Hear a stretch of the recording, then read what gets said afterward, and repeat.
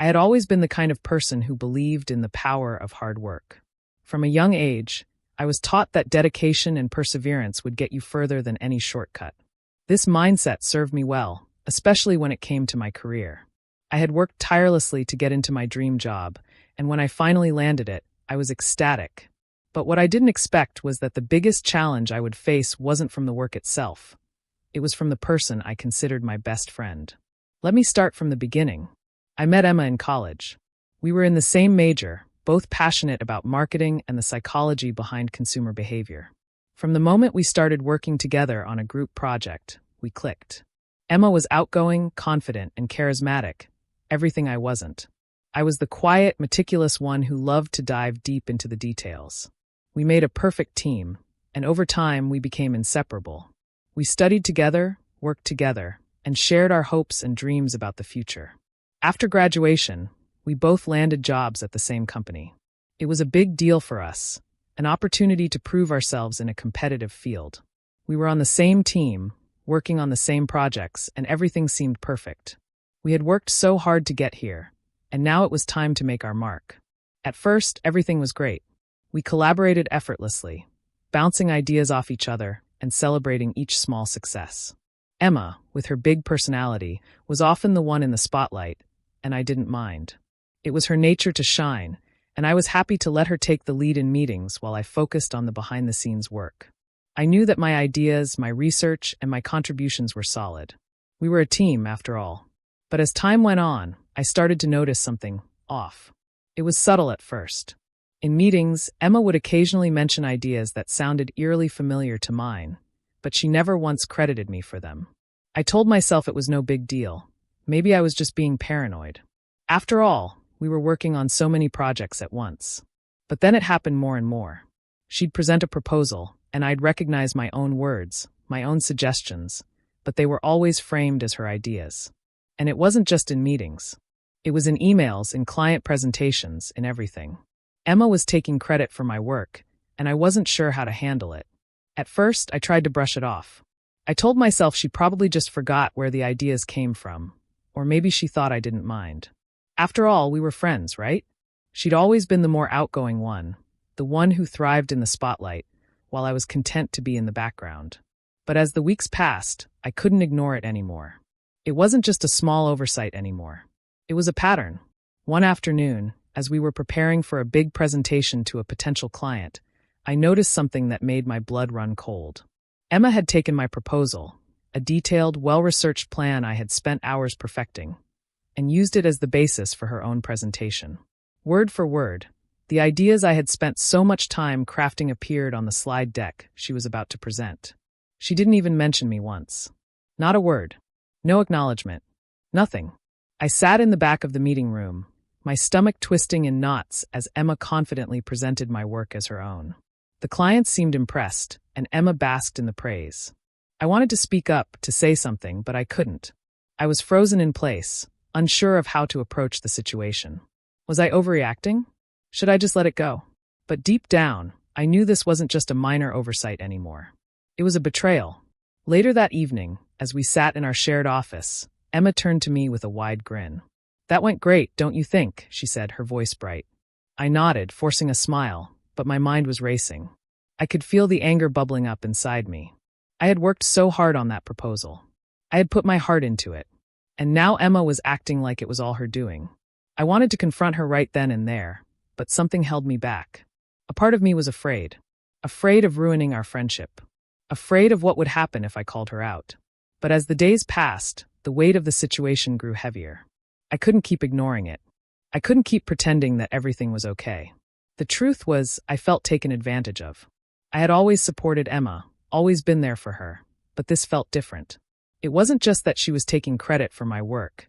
It was that she had become so comfortable with it, so entitled to it, that she didn't even think to consider how I might feel.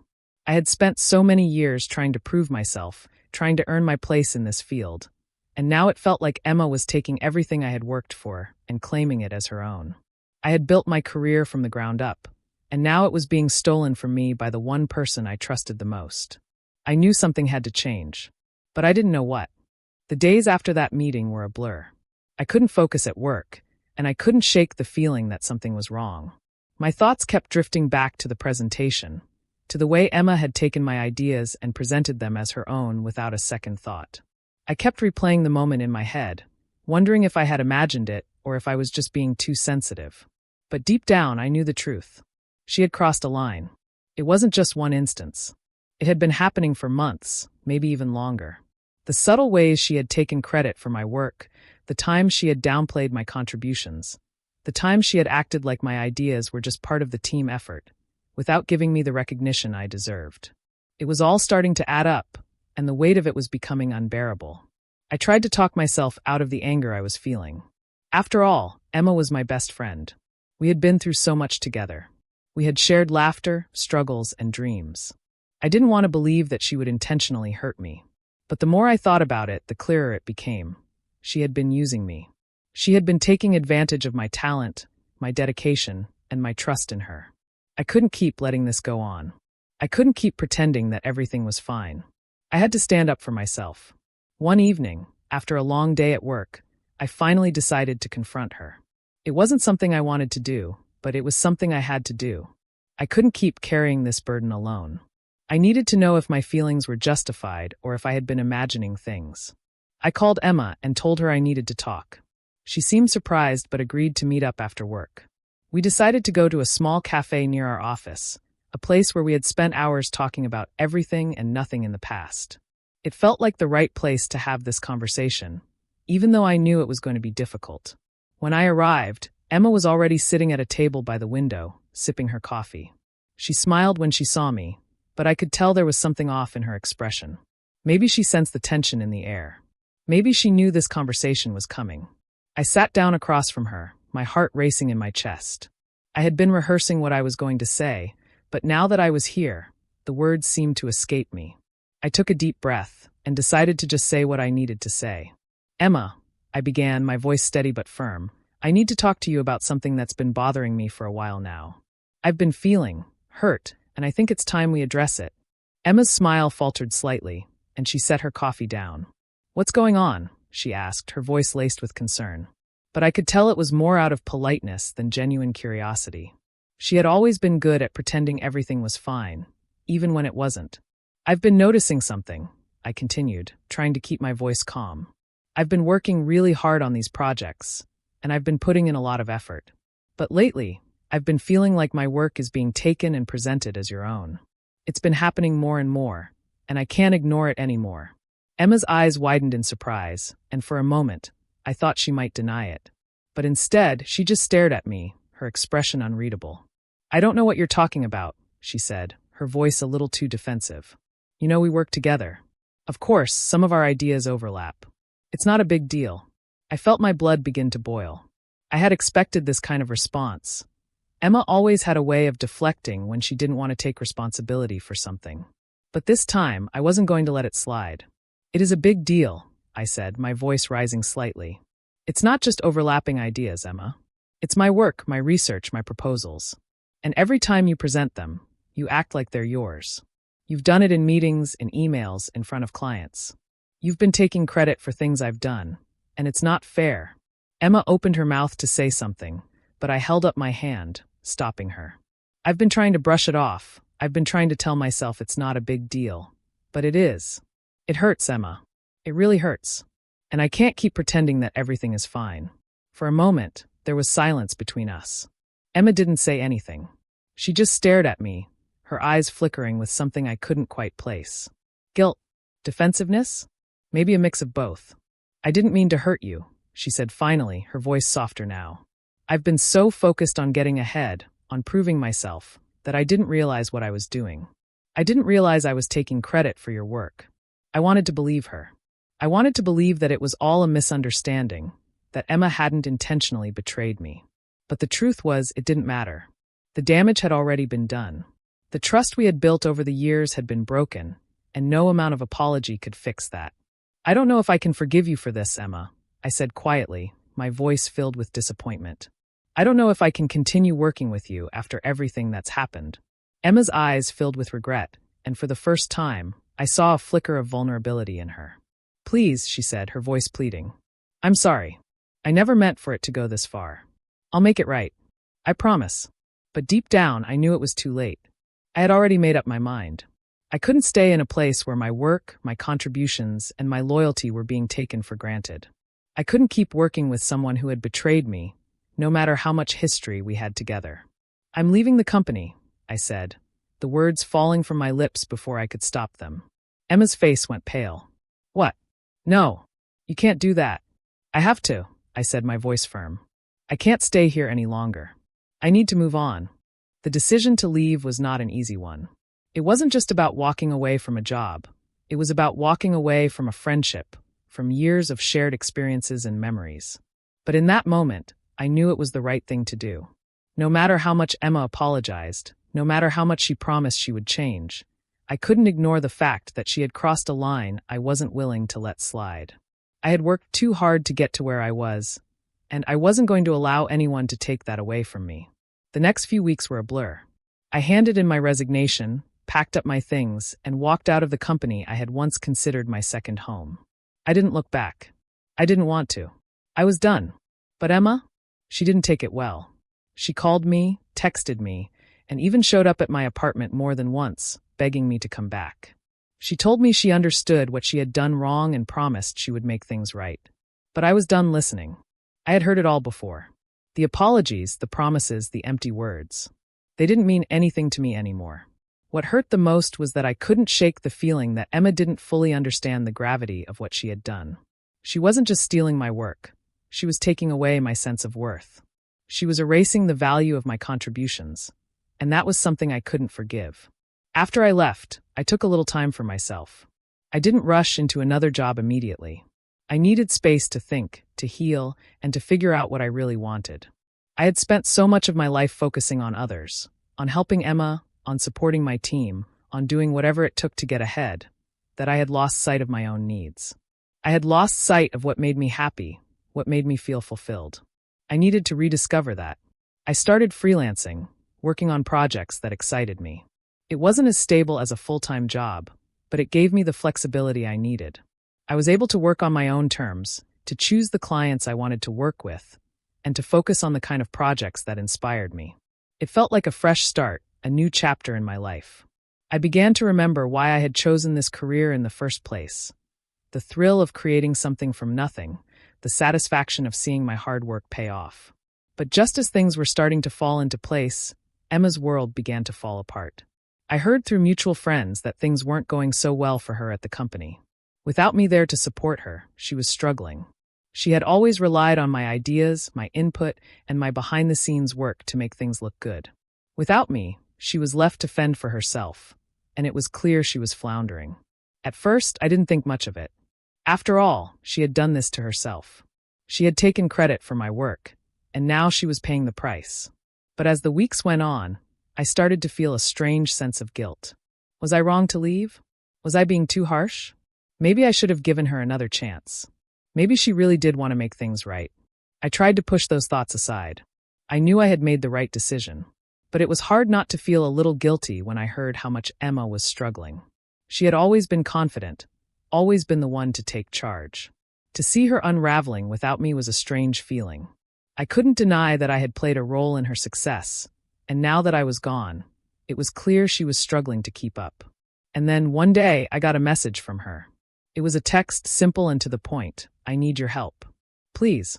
I stared at the message for a few moments, unsure of what to do. Part of me wanted to ignore it, to continue moving forward with my life and leave her to deal with the consequences of her actions. But another part of me, one that still cared about her, despite everything, felt a pang of sympathy. Maybe this was her chance to finally make amends. I hesitated for a moment before replying. What's going on? The response came almost immediately. I'm in trouble. I've been struggling without you here. The clients are unhappy, and I don't know how to fix it. I can't do this without you. Please help me. I sat there, staring at the screen, my mind racing. Part of me wanted to help her. I had spent so many years supporting her, and it felt wrong to turn my back on her completely. But then I remembered all the ways she had taken advantage of me, all the times she had stolen credit for my work and undermined my contributions. She hadn't even acknowledged how much I had done for her, how much I had sacrificed. I couldn't go back to that. I couldn't let her use me again. I took a deep breath and typed my response. I'm sorry, Emma. I can't help you. The message sent, and I immediately regretted it. I felt a pang of guilt. Was I being too harsh? But deep down, I knew it was the right decision.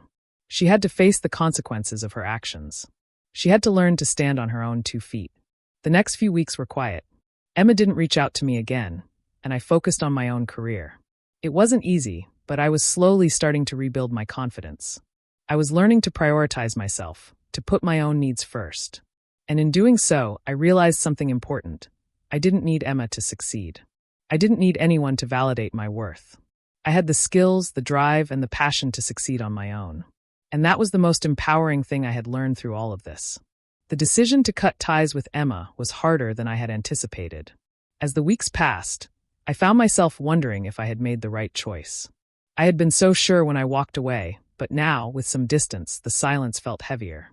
The place where we had once shared laughter, ideas, and dreams was now a void I couldn't fill. I questioned myself. Was I being too harsh? Should I have tried harder to forgive her? But every time I thought about the way she had taken credit for my work, the way she had used me, I remembered why I had walked away in the first place.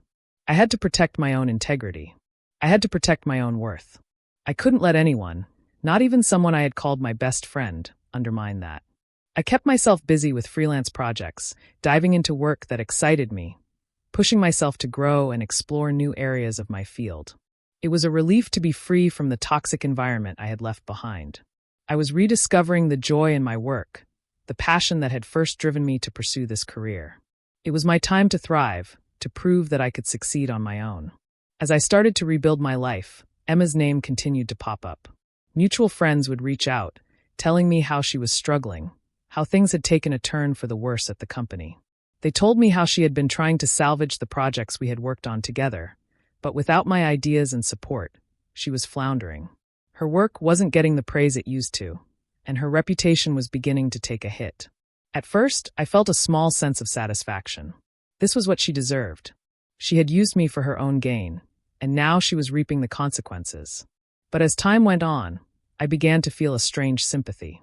Was this the path I had wanted her to go down? Was I so focused on my own anger and hurt that I had lost sight of the person I once called my best friend? One evening, after a particularly long day of work, I received another message from Emma. This time, it wasn't a text. It was an email sent from her personal account. I hesitated before opening it. Part of me wanted to ignore it, to pretend she no longer existed in my world. But another part of me, the part that still cared about her, couldn't resist. I clicked open the message. I'm sorry, and I know you don't want to hear from me. But I need to tell you something. I messed up.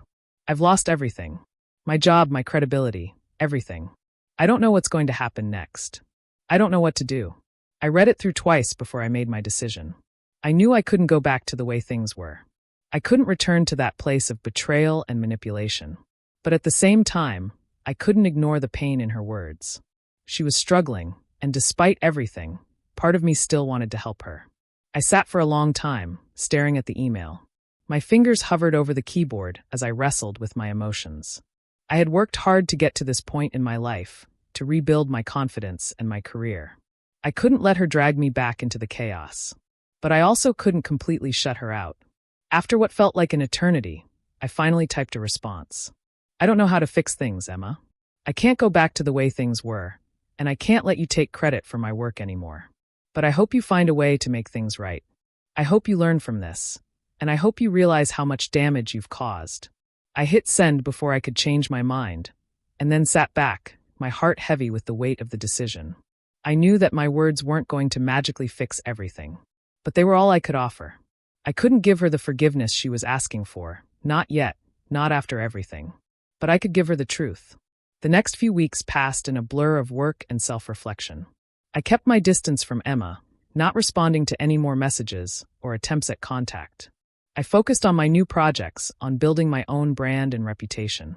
Slowly, I began to realize that I didn't need Emma. I didn't need anyone to validate my worth. I had everything I needed within myself. Then one day, I received a call.